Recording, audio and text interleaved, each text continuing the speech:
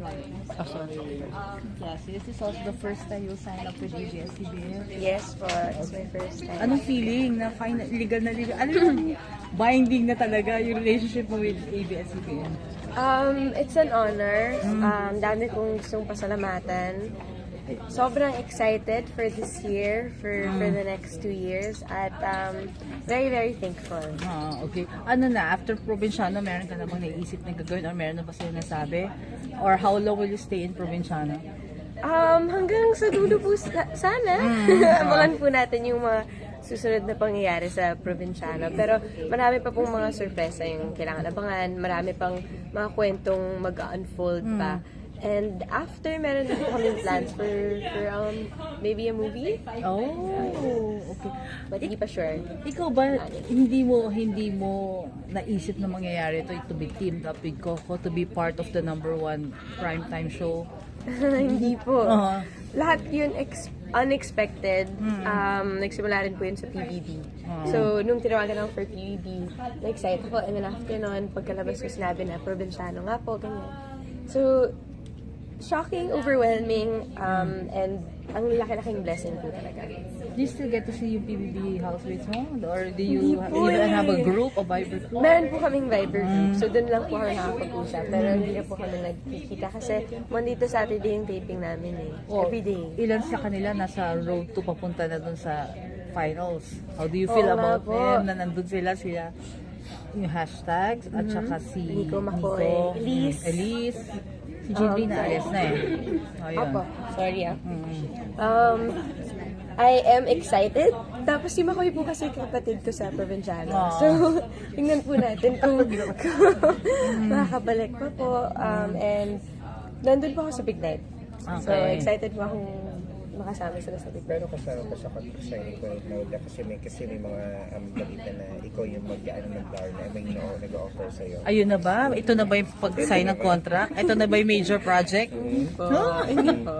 What have you heard about it? Opo, nakikita ko po siya. Twitter, nakikita ko siya sa Facebook. Pero hindi po. Pero nagpakiramdam kasi ikaw yung talaga maraming mga fans or mga viewers or mga ano mo, talaga ikaw yung mag-ano ng Darna.